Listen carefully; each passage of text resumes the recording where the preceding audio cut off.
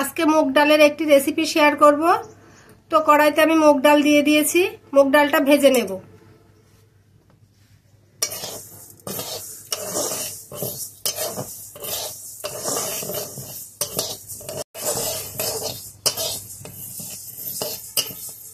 ডালটা আমি লাল লাল করে ভেজে নিয়েছি।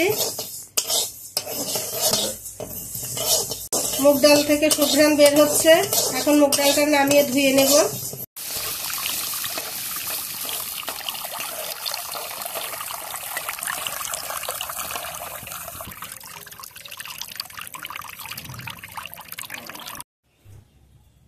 মুগ ডালটা পরিষ্কার করে ধুয়ে নিয়েছি, পানি দিয়ে সিদ্ধ বসিয়ে দেব।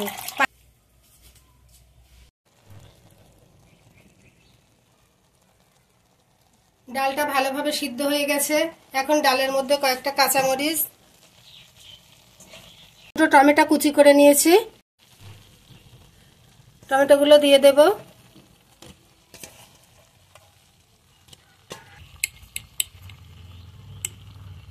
পরিমাণ মতো লবণ, হলুদ, জিরে গুঁড়ো,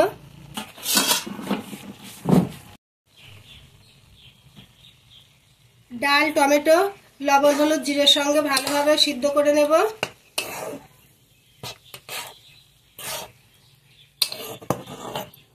ডাল টমেটো ভালোভাবে সিদ্ধ হয়ে গেছে, নামিয়ে নিয়েছি। এখন এটা আমি ঘুটে নেব।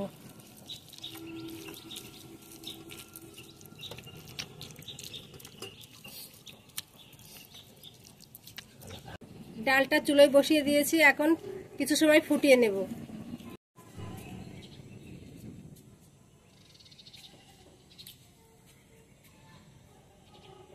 ডাল ফোড়ন দেওয়ার জন্য কিছুটা কারি পাতা তুলে নেব।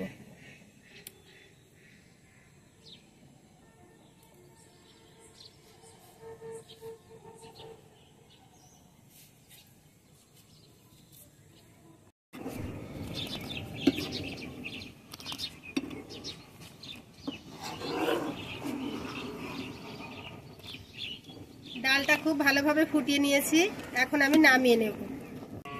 ফোড়নের জন্য আমি চুলোয় আরেকটা কড়াই বসিয়ে দিয়েছি। কড়াই গরম হয়ে গেছে, সরিষার তেল দিয়ে দেব।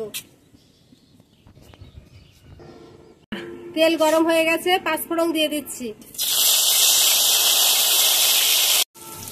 পেঁয়াজ কুচি দিয়ে দিয়েছি, রসুন বাটা দেব,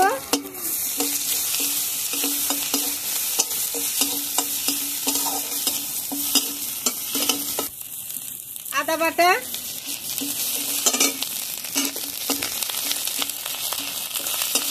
আদাটা ভালো করে ভেজে নেব। কারি পাতা দিয়ে দেব।